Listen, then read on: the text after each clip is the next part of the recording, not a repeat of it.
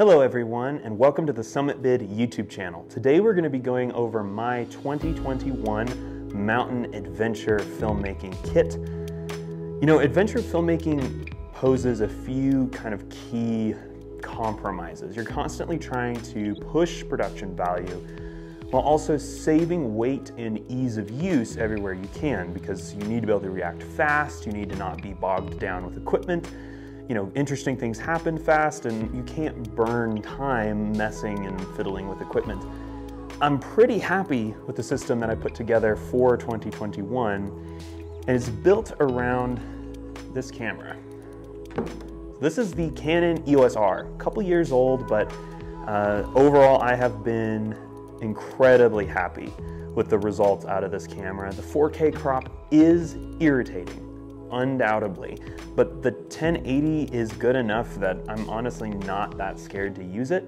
And we'll get into a few of the ways later in the video that I worked out to kind of mitigate that 4K crop. I'm pretty excited about using some of those tools more.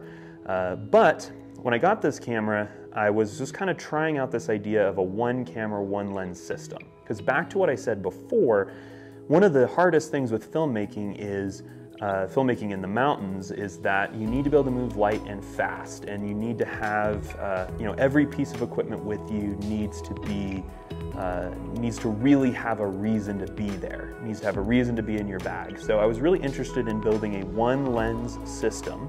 Since you need mics and lights and tripods and all these other things, I wanted to do a one lens system as opposed to the system I had before, which was a bunch of lenses which took up room in my bag and were tricky to switch out in bad weather conditions or expediently. So I really wanted a system, one camera, one lens.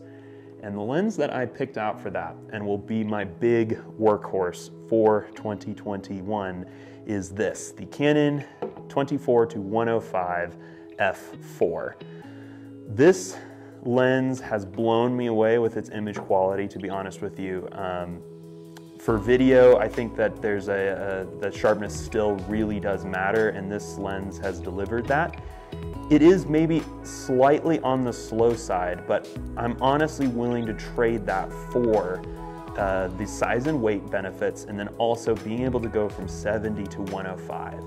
So earlier I talked about mitigating the 4K crop on the EOS R, but I feel like this lens doesn't really mitigate the crop. It actually takes advantage of it. It actually will give me, at 105 millimeters, a very telephoto field of view with that 1.67 crop that you're going to be seeing on the EOS R, which means I'm able to get way out there if there's a piece of wildlife, I think you would call it some wildlife off the side of the trail or something. I can zoom in and I can capture that while also having a fairly wide 24 millimeters, all in the same lens. So for big summit bids or big days in the mountains, this is the lens I'm going to be using, I believe, primarily. The stabilization on this lens is great. I've been really pleased with that, and I love this lens. However, with the 4K crop, I still wanted a way to use 4K with a wide field of view, because I feel like that's kind of where 4K is most useful anyway. And the lens that I picked up for that is this, the Canon 10-18 millimeter EFS lens. It's actually built for Canon's DSLR APS-C cameras, but I am actually going to be using this on my EOS R in 4K only to get a roughly 17 millimeter to maybe somewhere around 40 millimeter field of view. And I am so far really excited with the results off this lens. It seems sharp. It is definitely a slow lens, 4.5 to 5.6, but you know, realistically with this lens, I bought it for deep depth of field. I bought it so that I could really show the environments that we go to, sometimes very cool environments. And it's also lightweight. I did have to add the Canon EF adapter here, EF to RF adapter. And that does add some heft. I mean, just this lens on its own weighs almost nothing, but when you combine it with this adapter, it's a little bit more hefty. I think in a lot of situations, I'm going to be taking these 3 tools, but a lot of the time, I'm going to be kind of deciding between these 2 lenses. I think that some of the time I may go for this one if it's going to be really intense climbing and hiking. There is some weight savings here, and that wide angle, kind of more run and gun focal length in 4K may be something that I opt for sometimes, but I think most of the time I'm going to go for the 24-105 if I only have to pick one. One lens I do not expect to use very much in the high country is going to be this. This is my Rokinon 35mm f1.4. I don't expect to use this lens a ton in the mountains, although I do expect to maybe use it some. However, this lens is an important part of my kit for this year because I really love having that manual focus control and stuff for some of the more of the client work that I do. So this is not going to be used very often, I don't think, in the mountains, but it may be used once or twice, and that's kind of my fast prime, if you will. Still wanted one in my system. All right, so one of the big difficulties with shooting video in the high country is stabilization. It was the bane for many years when I was kind of interested in doing a project like what the Summit Bid vlogs are that we do now. One of the ways that I've discovered to kind of manage that are going to be handles. They kind of expand the camera, they give you more places to hold the camera, not just the side handle or just the built-in grip and the lens, which is what a lot of people do. I find that this combination lends itself to quite a bit of camera shake. So what I did is I've got some grips down here, but some of you may have noticed that this isn't just a naked EOS R. This EOS R has something on it, and this is the small rig cage for the EOS R. I will notate that it actually took me a while to get this cage. It seems like this is a cage either in high demand or something, so I actually had to wait like a month for mine to come in, which I wasn't used to, and it was actually more expensive than most small rig cages as well. But I really love having this cage, and small rigs cages are just really nice to they can just be left on the camera at all times. They're not uncomfortable just to leave on there, so even when I'm just using my camera to do some photography for a client or something, I can absolutely leave the cage on there, not have any of the side handles. But I do have a couple of handle options. Now, this is the side handle. And the side handle with my previous system, with the A6600, was my main handle that I'd have on the camera at all times. And it's kind of funny because that relationship is kind of flipped from where the side handle is the one that's almost always on the camera to where the top handle now is my main handle that I'm going to have on the camera. This top handle just fits really well with how the screen flips out on this camera, and this doesn't operate super great with that. But if I'm in a situation where I feel confident that I'm not going to be needing to do a ton of vlogging, i.e. pointing the camera at myself, I will absolutely build the rig all the way out with this top handle and the side handle, and it operates like this. Very stable. I love this combination. It also adds 2 cold shoe mounts for accessories like microphones, lights, stuff we're going to get to here in a few minutes. The last grip that I do own for EOS R is its Canon Grip right here. So this is just the built-in grip. It doesn't fit with the cage, so the main use for this would be if I really needed a lot of battery life, probably for a long-term time lapse or something like that, would be more how I would use this. I just kind of wanted to have it if I needed it with the EOS R, and I really, once again, kind of wanted to not have a lot of this video rig stuff, making it an awkward shape, stuff like that. I just wanted that extra battery life and a little bit more of a robust camera system. I'm gonna put that right over there. All right, so another thing that I've discovered is really important when filmmaking in the mountains, once again, that kind of immediacy. You know, you never know when something interesting is going to happen. You never know when you need to start recording or you want to capture something on the trail. And this Peak Design capture clip is an essential tool to that. So the camera itself is going to spend 90% of its time or more actually on a pack strap. Right here, I can just press this button, pull the camera out, and I'm ready to go. You know, there is potentially the downside of risking your camera a little bit with this clip. It is out, so if you know, are climbing and you bang into a rock or something, that's not great. You could potentially not put the camera in right and it could fall out. So I know that some people find it a little nerve-wracking, but I've been using this a ton for the past year and a half, and I actually used the older version and then upgraded to the newer version in that time. And I love this thing. I think it's a huge part of a system. It's kind of expensive. I know that early on when I was interested in starting this, I was like, man, that's like 80 bucks. You know, that's a lot of money. I think I actually got this for 60. You can get them on sale usually, but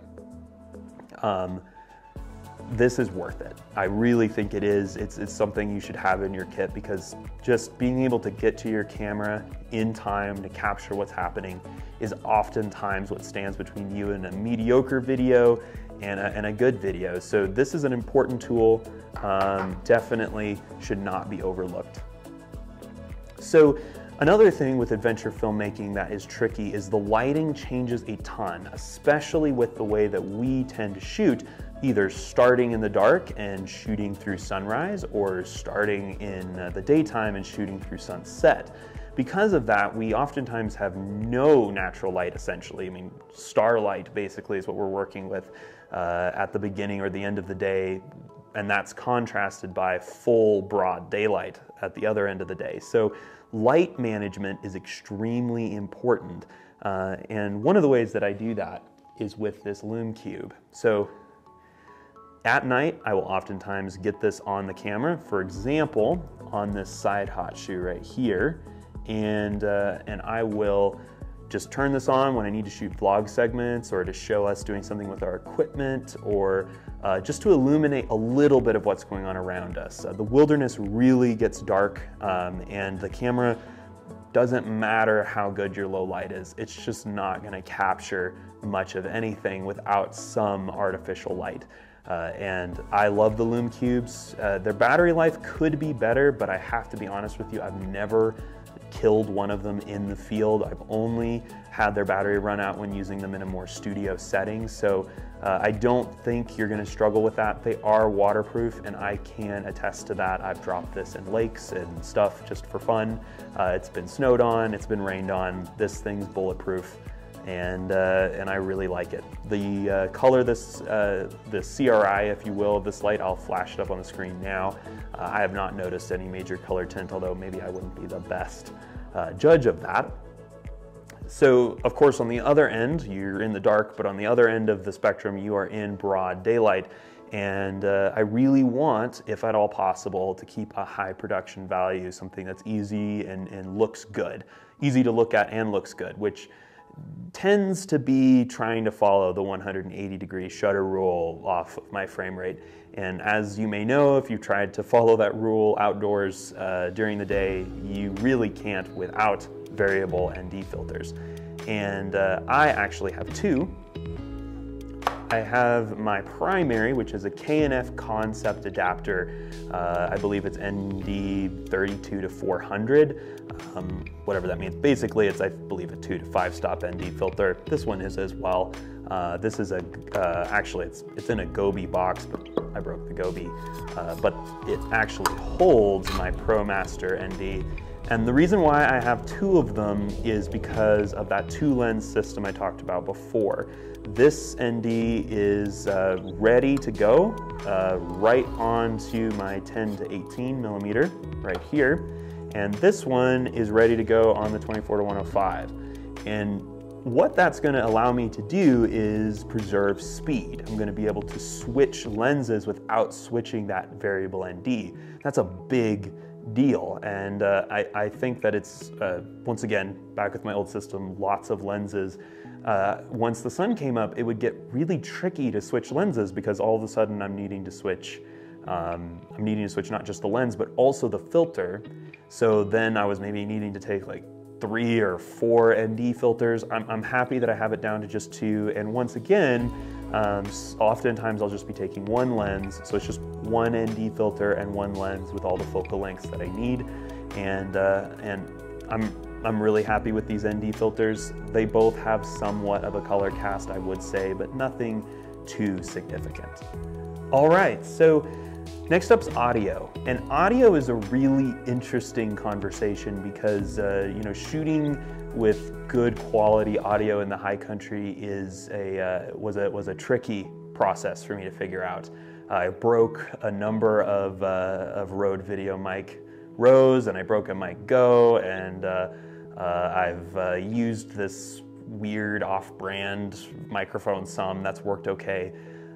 But this is my favorite piece of equipment on the table that I'm going to be talking about today, and that is the Rode Pro Plus. Video Mic Pro Plus, I believe is its official name. This thing has been one of the best purchases I've made. In the high country, the Dead Cat handles, I have the official Rode one, handles wind noise incredibly well. There's not a lot of noise from the suspension system. The suspension system is robust on this thing. I've broken other camera, I actually broke the Rode Video Mic Go's suspension system on the first trip I took it on. And in this case, I have actually taken this thing on like at least a dozen or more trips at this point, and no problems. It feels as good as new.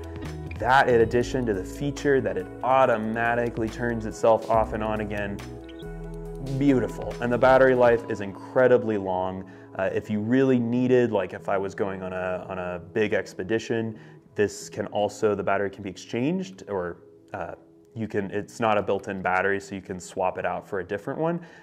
Just great microphone. It works incredibly well. If I had to levy something against this microphone, I would say that in non-outdoor situations where it's really quiet, you know, you're mostly dealing with wind noise, and that's basically it in the mountains. So inside of buildings and stuff like that, I've not been as pleased with the results. And that is why I own the Rode Wireless Go's. These are maybe my second favorite tool in my kit right now. Just once again, very little negative things to say about them. They're really solid wireless microphones. They work really well. The battery life is really good. The audio quality is really good, and I've used a number of wireless microphone systems, the Sennheisers. We used a Movi system for a while, and I have dealt with drama, and the last thing you want is to put a lot of effort into making a video or something, and you're dealing with bad audio or no audio in the case of some wireless systems. So the fact that this is so bulletproof really makes it money well spent. They're just like $200, so pick them up. There is, of course, the notable downside to these that there's not 2 receivers. Kemper actually has another set that I'm recording on right now, so we kind of solved that problem by owning 2 of them. But I love both of my microphones here. If I broke them, I would just replace them at this point. So I'm really happy with these. I could foresee maybe adding some more different microphones to my quiver with different specialties, but 90% of the time I am completely satisfied with these tools here. So we're kind of getting towards the end of this video now, but there is one more big piece of kit that I added in just the last couple months here that I am really excited to use throughout 2021, and that is going to be my GoPro system. So here I have it in the little GoPro case, and I have 4 batteries because the battery life isn't amazing, but the GoPro Hero 9, I actually have a review of it on the channel. We took it up a 4-wheel drive road, and I got to play with it, and I really like this as a second camera. it's something that I've really spent a lot of time thinking about. Oh, wouldn't it be useful to have a second camera to shoot a time lapse, or a second camera to use while I'm shooting a time lapse, or something I could mount on me while we're hiking to show a hiking time lapse, or something like that. And I really think that this is going to be a powerful tool. It isn't the same as having two full frame cameras or something in your bag, but it's not a lot of extra weight. I think sometimes I'll literally just take this and a couple extra batteries and that'll be it. I do enjoy this, I don't know what you call it, handle maybe. It's actually very lightweight, so it wouldn't be a huge deal to bring in there. I like using this. I feel like it makes the camera kind of easier to use, since it is small, and it looks kind of weird if you're like holding it like this when you're vlogging or something. But I love the GoPro Hero 9. The footage off of it is stellar. It's still an action cam. I mean, it's not perfect, but I'm really happy with it. And potentially the biggest thing on it is, once again, that audio quality. I think the audio quality is pretty good off of this, but just the built-in audio quality on the GoPro Hero 9, the microphone's built into the body, so good. And that's a huge deal, because if we get stuck in a rainstorm or something like that, I'm not gonna risk this getting soaking wet. You know, it's not weather sealed. Most microphones aren't.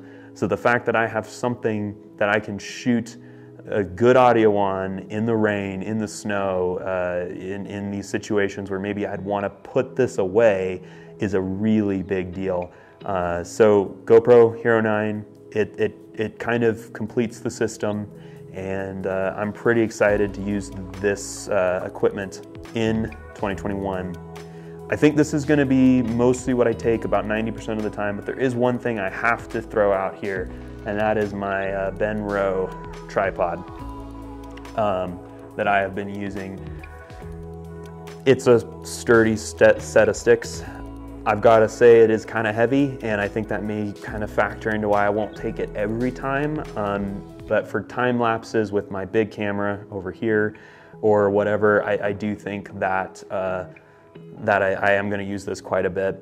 Once again, it's kind of heavy, so I don't know if I'll use it on every shoot, but this is my system. I've made some changes for sure. I had a 4 prime system before I switched to this, and I feel like in the end, as much as I love the look of the primes, the ability to mix and match the zoom is the biggest upgrade that I think that I made. A lot of the stuff's actually the same as before, but being able to zoom in and zoom out, get wide shots and tight shots really quickly in a weather sealed package is the biggest change that I've made this year, and I'm really happy with that so far.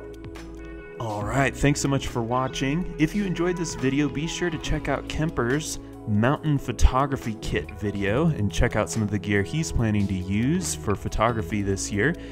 And let me know in the comments down below what equipment you're planning to use this year. Be sure to like and subscribe, and see you on the next adventure.